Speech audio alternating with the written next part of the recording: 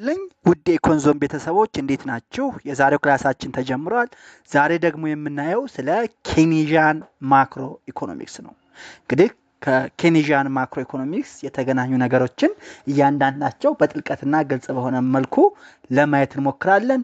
ቤተሰብ ያሆናችሁ ሰብስክራይብ ማድረግ ቤተሰብ እንድትሆኑ እንዲሁም ቤተሰብ የሆናችሁ ደግሞ የደወል ምልክቷን በመጫን በየቀኑ የምለቃቸውን ቪዲዮዎች ትከታተሉ ዘንድ በአክብሮት እጠይቃለሁ። እንግዲህ The birth of modern macroeconomics is linked to the Great Depression.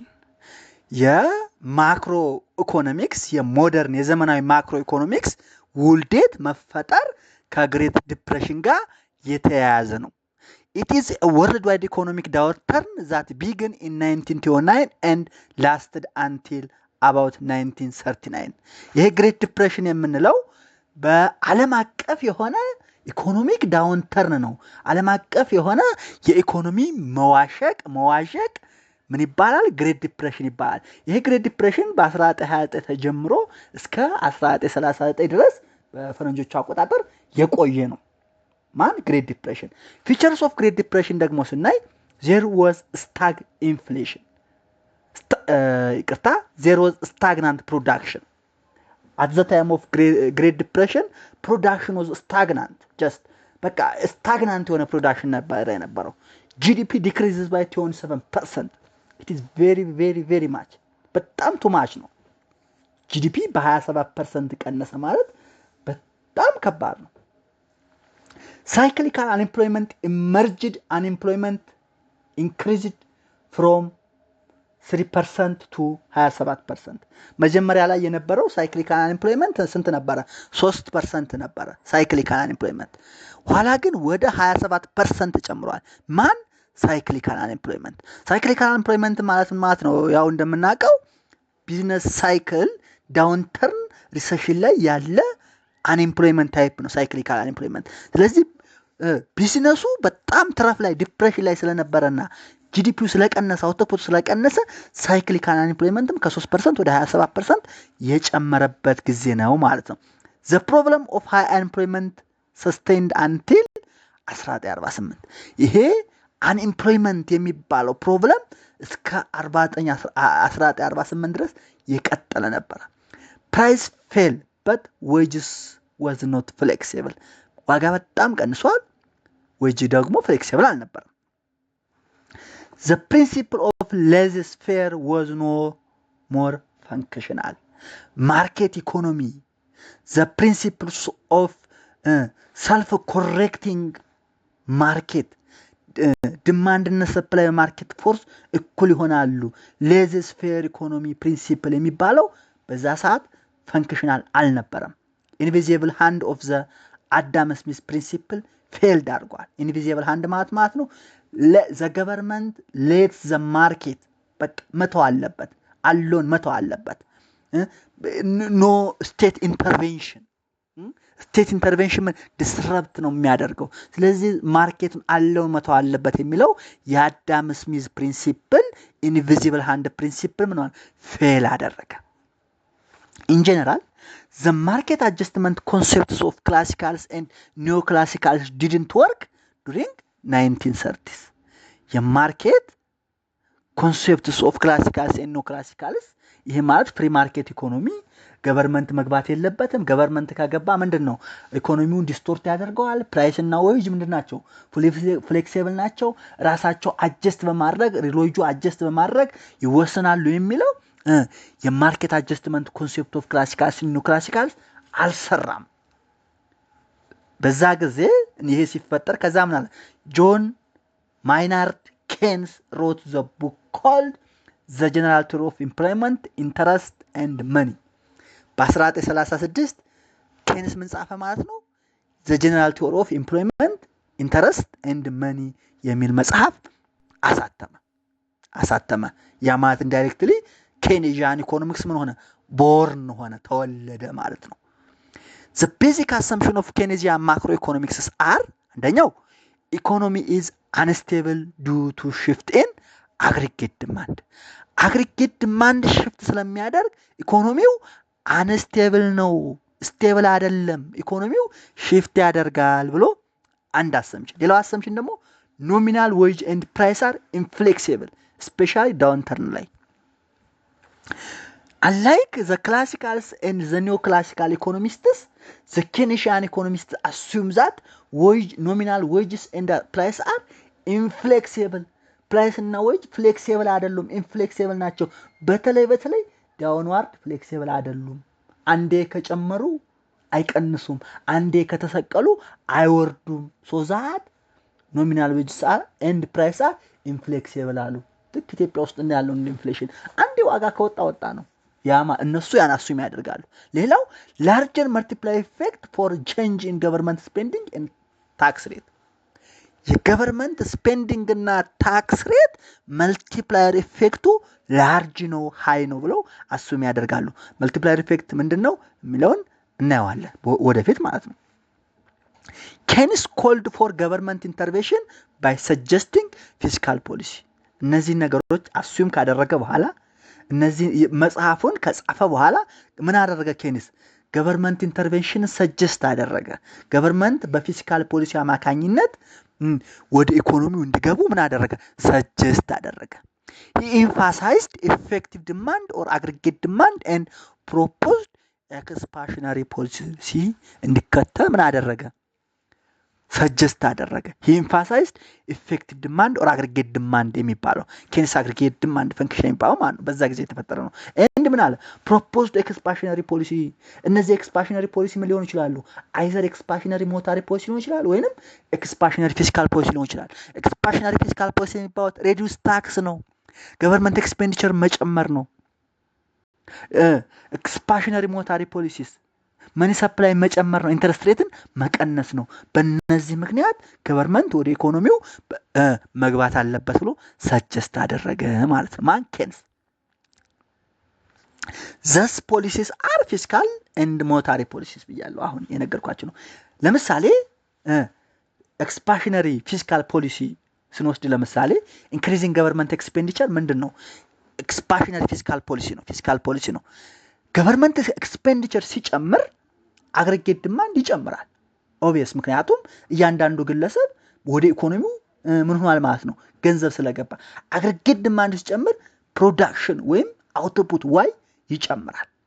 ዋይ ሲጨምር አውትፑት ወይም ኢንካም ሲጨምር ምን ኮንሰምፕሽን ይጨምራል። ኮንሰምፕሽን ሲጨምር ይዞርና አሁን አግሪጌት ዲማንድ ተመልሶ ይጨምራል። አግሪጌት ዲማንድ ሲጨምር ኢንካም ተመልሶ ዋይ ይጨምራል። this is called multiplier effect ይባላል። multiplier effect ይባላል። so the Keynes expansionary fiscal policy starts from ምን ሊሆን ይችላል? government expenditure, increasing government expenditure leads to increase in aggregate demand, leads to increase in production or output. This leads to increase in consumption. This results in increased aggregate demand and finally output. This is called multiplier effect. And government expansionary fiscal policy መግባት አለበት። and ሁለተኛው ደግሞ expansionary monetary policy. monetary policy ኢንስትሩመንት ምን ናቸው ብያለሁ? money supply እና interest rate።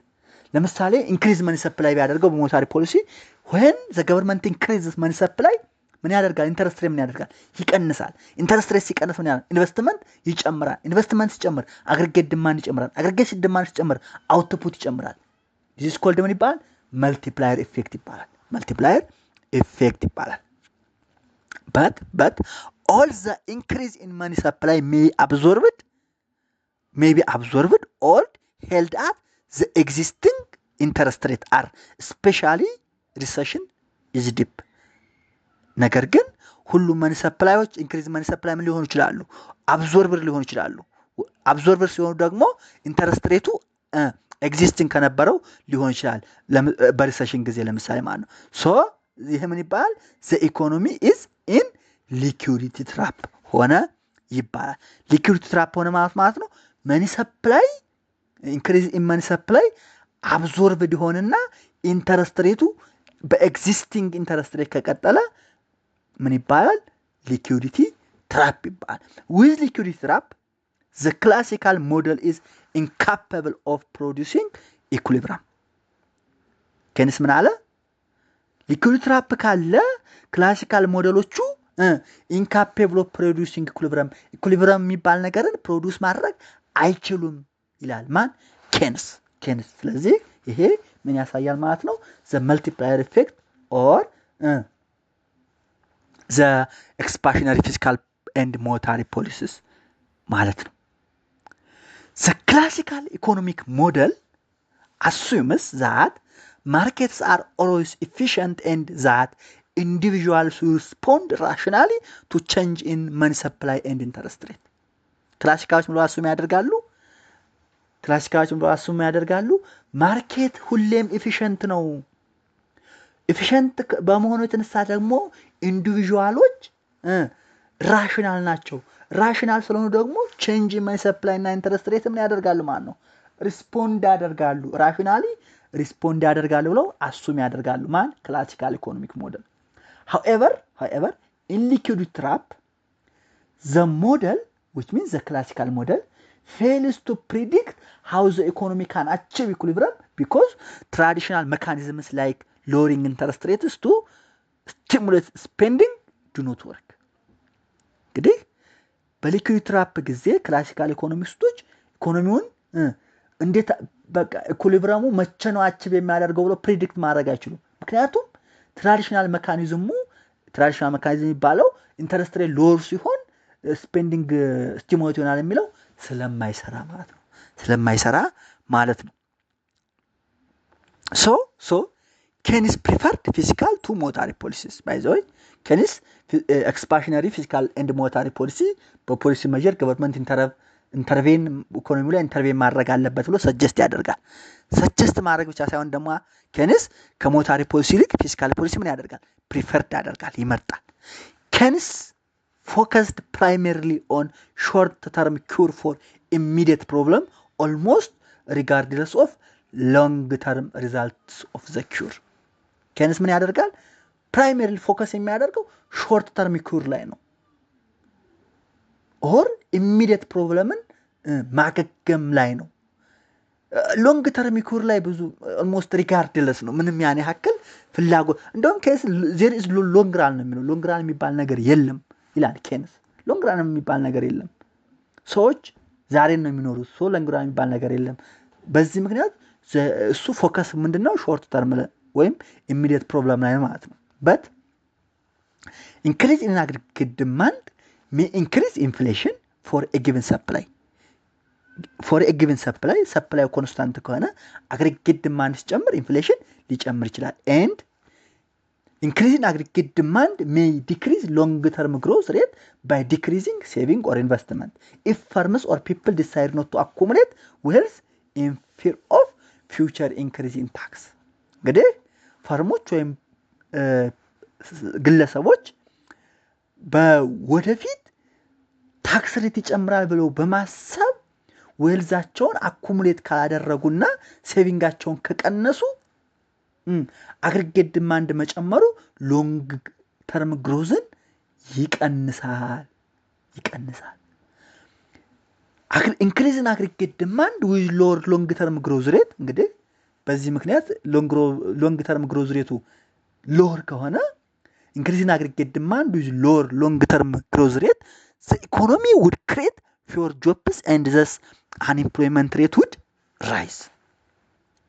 long term growth rate ትንሽ ከሆነ ኢኮኖሚው ትንሽ ስራዎችን ይፈጥራል። ትንሽ ስራዎች ከተፈጠሩ ደግሞ unemployment ይጨምራል ማለት ነው። so for Keynesians inflation can be controlled with contractionary fiscal or monetary policy. ለኬኒያኖች ምንድነው ኢንፍሌሽን can be controlled with contractionary fiscal and monetary policy በመጠቀም ኢንፍሌሽን መቆጣጠር ይቻላል ብለው ያምናሉ። ማን?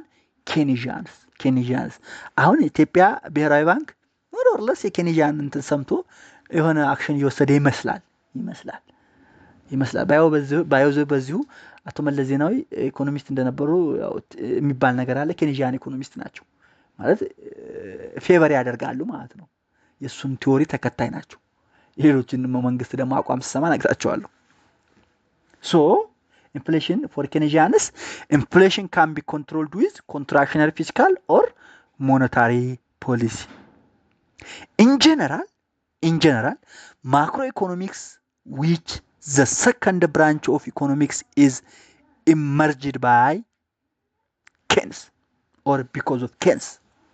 Macroeconomics, the second branch of economics ተብሎ ኢመርጅ የተደረገው በኬንስ አማካኝነት ወይንም በኬንስ ነው። period. The father of macroeconomics is John Maynard Keynes. ኬንስ የማክሮኢኮኖሚክስ አባት ነው ተብሎ ይጠራል። The originator of macroeconomics was John Maynard Keynes ነው። whose idea was influential until 1970. የኬንስ አይዲያ እስከ 1970 ድረስ ምን በጣም ኢንፍሉዌንሻል ነበር። but in 1970 the great inflation problem emerged. great inflation problem emerged ሲያደርግ ምን ሆነ? የኬንስ አይዲያ ቻሌንጅ መሆን መጣ። ስታግ ኢንፍሌሽን ተፈጠረ። ስታግ ኢንፍሌሽን ምንድነው? ኢንፍሌሽንም አለ አንኤምፕሎይመንትም አለ። was a challenge for Keynes. Stag inflation was a challenge for Keynes. ለኬንስ 1970 ቻሌንጅ መጣበት። እስከ 1970 በጣም ኢንፍሉዌንሻል ነበር። 1970 ግን የኬንስ አይዲያ ቻሌንጅ መሆን ጀመረ ዲቱ ስታግ ኢንፍሌሽን ስለተፈጠረ። ስታግ ኢንፍሌሽን ማለት ነው ኢንፍሌሽን ዊዝ አንኤምፕሎይመንት ማለት ነው። ሶ ከስታግ ኢንፍሌሽን ጋር ተያይዞ የሚነሳው ፊሊፕስ ከርቭ የሚባል አለ። Phillips curve is an economic concept developed by Phillips. A.W. Phillips የተባለው ኢኮኖሚስት ዴቨሎፕ ያደረገው ከርቭ ፊሊፕስ ከርቭ ይባላል። The Phillips curve states that inflation and unemployment have an inverse relationship. Higher inflation is associated with lower unemployment and vice versa. ፊሊፕስ ምን ስቴት ያደርጋል? ኢንፍሌሽን እና አንኤምፕሎይመንት ምንድናቸው? ኢንቨርስ ሪሌሽንሺፕ አላቸው። ሃይር ኢንፍሌሽን ካለ ሎው አንኤምፕሎይመንት አለ፣ ሎው ኢንፍሌሽን ካለ ሃይ አንኤምፕሎይመንት አለ ብሎ ኢንቨርስ ሪሌሽንሺፕ ቢትዊን ኢንፍሌሽን እና አንኤምፕሎይመንት ስቴት ያደረገ ፊሊፕስ ይባላል። The Phillips curve was a concept used to guide macroeconomic policy in the 20th century. ፊሊፕስ ከርቭ ምንድነው? የማክሮ ኢኮኖሚክ ፖሊሲን በ20ኛው ክፍለ ዘመን ጋይድ የሚያደርግ ኮንሴፕት ነበረ። was called into question by stag inflation in 1970. Starting that inflation and unemployment has a stable and inverse relationship. ዞሮ ፊሊፕስ ከርቭ ምንድነው የሚለው? ኢንፍሌሽን እና አንኤምፕሎይመንት ኢንቨርስ የሆነና ስቴብል የሆነ ሪሌሽንሺፕ አላቸው ነው የሚለው። ለምሳሌ እቺን ግራፍ ብናይ ኢንፍሌሽን at x axis y axis and unemployment rate at x axis at ሁለት ኢንፍሌሽን 2 ሳለ ኢንፍሌሽን ሬት 2 ሳለ አንኤምፕሎይመንት ሬቱ 5 ነበር። ኢንፍሌሽን ሬቱ ወደ 4 ሲቀንስ አንኤምፕሎይመንቱ ወደ 3 ሆነ። ስለዚህ ሃየር ኢንፍሌሽን ሎወር ኢምፕሎይመንት፣ ኢንፍሌሽን ሬቱ ሃየር ሲሆን 4 ሲሆን አንኤምፕሎይመንት ሬቱ 3 ሎወር ሆነ። ሎወር ኢንፍሌሽን 2% ሲሆን አንኤምፕሎይመንት ሬቱ 5 ሆነ። ይሄ ኢንቨርስ ሪሌሽንሺፕ ቢትዊን ሃየር ኢንፍሌሽን ኤንድ ሎ አንኤምፕሎይመንት ኦር ሎ ኢንፍሌሽን ኤንድ ሃይ ኢምፕሎይመንት ምን ይባላል? ፊሊፕስ ከርቭ ይባላል። ኢንቨርስ ሪሌሽንሺፕ ቢትዊን ሃየር ኢንፍሌሽን ኤንድ ኢንፍሌሽን ኤንድ አንኤምፕሎይመንት ይሄ ምን ይባላል? ፊሊፕስ ከርቭ ይባላል ማለት ነው። ሶ ኬኒዥያን ኢኮኖሚክስ ይህን ይመስላል። በቀጣይ ክላስ ሌሎች የሚቀሩትን ማክሮ ኢኮኖሚክስ ቲዎሪዎች ለማየት እንሞክራለን። ቤተሰብ ያሆናችሁ ቻናሉን ሰብስክራይብ ማድረግ ቤተሰብ እንድትሆኑ፣ ቤተሰብ የሆናችሁ ደግሞ የደወል ምልክቷን በመጫን በየቀኑ የምለቃቸውን ቪዲዮዎች ተከታተሉ ዘንድ በአክብሮት ተጋብዛለሁ። ግልጽ ያሆንላችሁ ጥያቄ ካለ ለማብራራት ፈቃደኛ ነኝ። ስልክ ያለ ኢሜል ያለ ጻፉልኝ። ማውራት መገናኘት ዲስከስ ማድረግ እንችላለን። እንድሰራላችሁ የምትፈልጉት ነገርም ካለ ጻፉልኝ። ተዘጋጅቼ በደንብ ለማቅረብ እሞክራለሁ። ቤተሰብ ስለምትሆኑ ስለምትከታተሉኝ አመሰግናለሁ። ሰላም ሁኑልኝ።